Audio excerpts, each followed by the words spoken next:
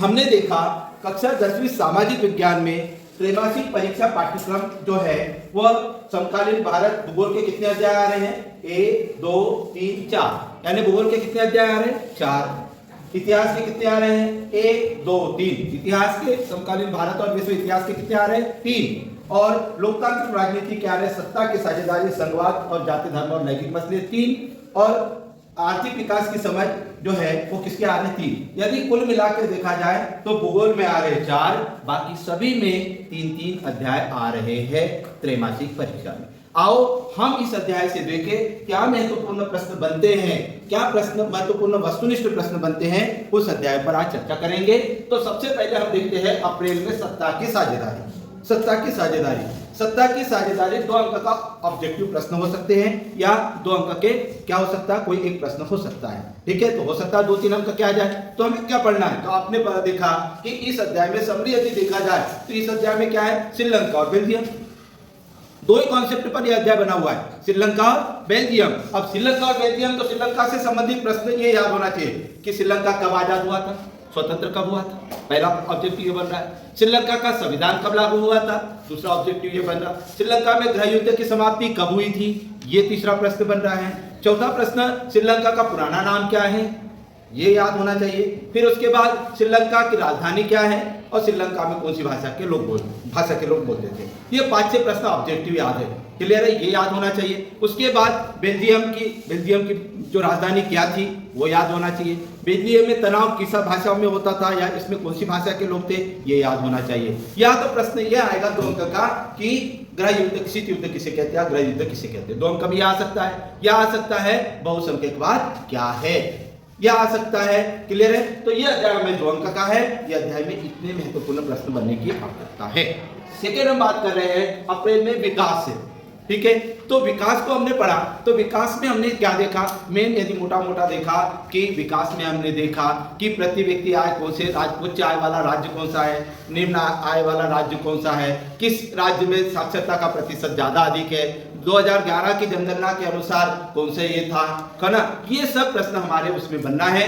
साथ में ये भी आ सकता है प्रति व्यक्ति आय को किस नाम से जाना जाता है, या प्रति व्यक्ति आय किसे कहते हैं। ठीक है, राष्ट्रीय आय किसे कहते हैं, ISI क्या है, ठीक है, या ट्रेडमार्क के संबंधित यह प्रश्न इस अध्याय से पूछने की संभावना है, इसलिए हमें इस अध्याय को अच्छे से समझना है। उसके बाद हम बात कर रहे हैं जून माह में फिर 2 अध्याय आए थे, संसाधन और विकास और यूरोप में राष्ट्रवाद। तो हम संसाधन और विकास की बात करें तो कौन कौन से प्रश्न आ सकते हैं, तो हमें पूरा याद होना चाहिए। वस्तुनिष्ठ में पहला प्रश्न याद सकता है कि भू शिखर सम्मेलन कब हुआ था, भू शिखर सम्मेलन कब हुआ था, काली मिट्टी को किस नाम से जाना जाता है, ये ऐसे प्रश्न हमारे आ सकते हैं। या इंडिया विजन 2021 जो था वो उसका उद्देश्य क्या था, ठीक, या कब खाया, तो इस प्रकार के प्रश्न भी आ सकते हैं। या 2 अंक में प्रश्न आ सकते हैं, संसाधन किसे कहते हैं, सतत कोशीय विकास क्या है, जैव संसाधन किसे कहते हैं, अजैव संसाधन किसे कहते हैं। ठीक है, सतत पोषणीय विकास क्या है, एजेंडा 21 क्या है, बढ़ती भूमि किसे कहते हैं, ठीक है, भूमि निम्नीकरण किसे कहते हैं, ठीक है, रक्षक मेखला क्या है। या 3 अंक में आ सकता है, जैव संसाधन और अजैव संसाधन में अंतर लिखिए, नवीकृत संसाधन और अनवीकृत संसाधन में अंतर लिखिए। यह प्रश्न हो सकता है, काली मिट्टी और जलोढ़ मिट्टी में अंतर लिखिए, या मरुस्थलीय मिट्टी की विशेषता लिखिए, या मृदा अपरदन किसे कहते हैं, मृदा अपरदन के कारणों को समझाइए, या मृदा संरक्षण किसे कहते हैं, मृदा संरक्षण के उपाय लिखिए, या मृदा परिच्छेदिका का चित्र बनाइए। ये संभावित हमारे इस अध्याय से प्रश्न हैं, इसलिए इस अध्याय के प्रश्नों को अच्छे से हमको समझना होगा। उसके बाद आता है यूरोप में राष्ट्रवाद। यूरोप में राष्ट्रवाद की यदि हम बात करें तो आपने देखा होगा कि यूरोप में राष्ट्रवाद मात्र 2 अंक का है, जो कि बहुत बड़ा है, इसीलिए हमको इस अध्याय से ज्यादा समझना पड़ेगा। क्या समझना पड़ेगा, सबसे पहले यदि हम बात करें फ्रांस के बारे में, फ्रांस के बारे में हमको पूरा नॉलेज होना चाहिए कि फ्रांस की क्रांति कब हुई थी। ठीक है, फ्रेडरिक सारो कौन था, उसने कितने चित्रों की श्रृंखला बनाई थी, फ्रेडरिक सारो कहाँ के रहने वाले थे, फिर जर्मनी का विकास कब हुआ, जर्मनी एकीकरण कब हुआ। ठीक है, जब फ्रांस सीखता है तो यूरोप में सर्दी होती है, किसने कहा था। ठीक है, फ्रेडरिक मतलब मेटरनिच कहाँ के रहने वाले थे।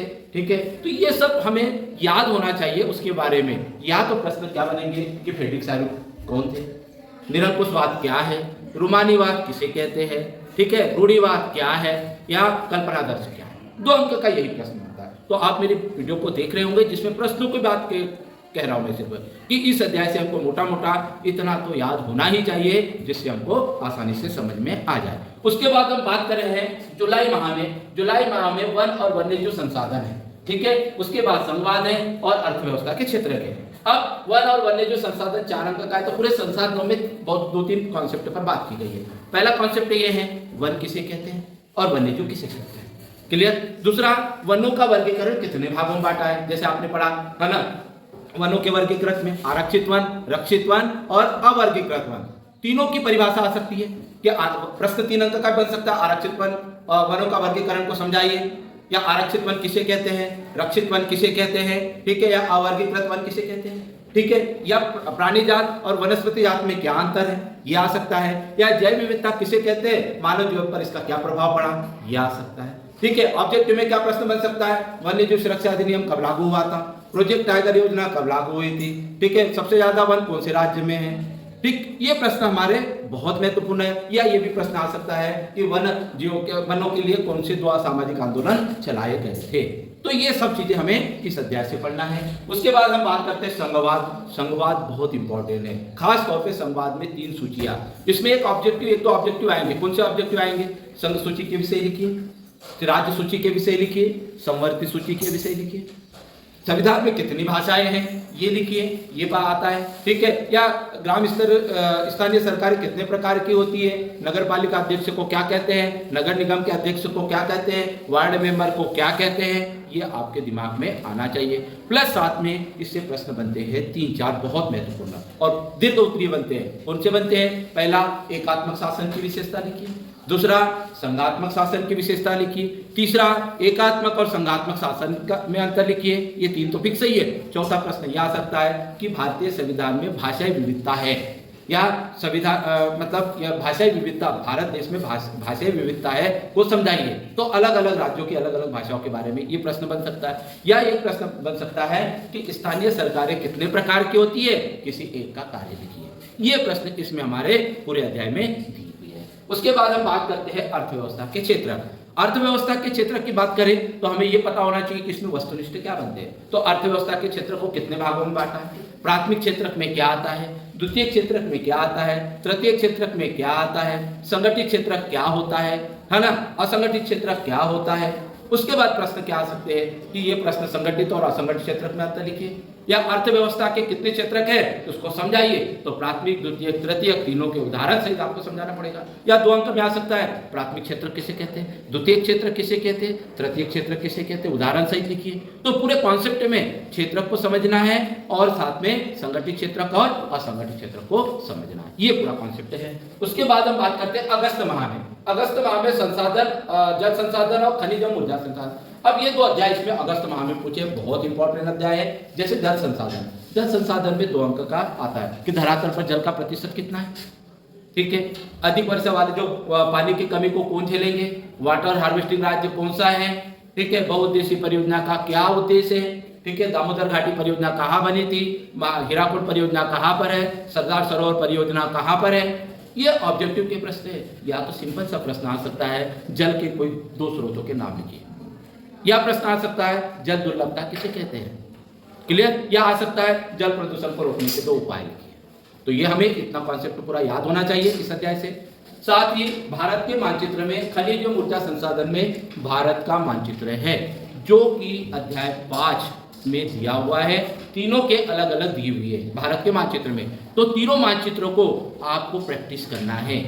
हो सकता है कोई भी आ जाए तो हम बार बार तीनों मानचित्र की प्रैक्टिस करेंगे तो हमें आसानी से हर समस्या का हल होगा। तो ये हमारे लिए बहुत इंपॉर्टेंट था। उसके बाद भारत में राष्ट्रवाद, ये जो है 5 अंक का अध्याय है, इसकी पूरी तैयारी करना है। 5 अंक में यदि अपन देखते हैं तो क्या क्या आ सकता है। जैसे प्रथम, भारत में राष्ट्रवाद के उदय के क्या कारण है, पहला प्रश्न, ठीक है। दूसरा प्रश्न क्या आएगा कि प्रथम विश्व युद्ध का भारत का क्या योगदान, प्रथम विश्व युद्ध में भारत का क्या योगदान था।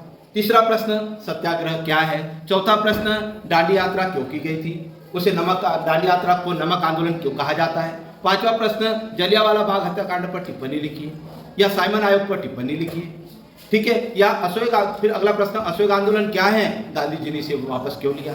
रोले एक्ट को काला कानून क्यों कहते हैं, ऐसा प्रश्न घुमा के आ सकता है। रोले एक्ट को काला कानून क्यों कहा जाता है समझाइए। तो हमें किसके बारे में समझाना है? खिलाफत आंदोलन क्या है? खिलाफत आंदोलन ने नई ऊर्जा का विकास किया, हिंदू और मुस्लिम को एक किया, समझाइए। तो ये प्रश्न ऐसे आ सकते हैं। या भारत छोड़ो आंदोलन क्या कब हुआ था, ठीक है, इस पर टिप्पणी लिखिए। तो ये तो बहुत महत्वपूर्ण प्रश्न है। इसके अलावा वस्तुनिष्ठ प्रश्न अब इसी में से संबंधित हो सकते हैं, तो ये हमें याद होना चाहिए। उसके बाद हम बात कर रहे हैं सितंबर माह की भूमंडलीकृत विश्व का बनना, जाति धर्म और लैंगिक मसले और मुद्राओं साथ से संबंधित। तो इससे संबंधित थोड़े थोड़े प्रश्न आने की संभावना है, मुझे पूरी उम्मीद है। लेकिन आपको अगस्त तक के पूरे अध्यायों की तैयारी बहुत अच्छे से करना है। मैंने जो कॉन्सेप्ट बताया है, जिस आधार पर प्रश्न की तैयारी बताई है, कमजोर बच्चों को शायद उतने तो सब याद होना चाहिए, जिससे आसानी से बच्चा तैयारी कर पाएगा। आप उनको अधिक से अधिक उन बच्चों को बताइएगा और उनको अंकों के साथ उनको समझाने की कोशिश कीजिए और कॉन्सेप्ट बताने की कोशिश कीजिए, जिससे आपको ये पूरा चार्ट समझ में आएगा। ठीक है, आप मेरे वीडियो को आप देखते रहिएगा। मैं आपको हर जानकारी, आपको हर 10वीं सामाजिक विज्ञान की प्रत्येक जानकारी आपको मैं बताऊंगा। ठीक है, तो आप सभी को मेरी बात समझ में आ गई होगी। ठीक है, थैंक यू।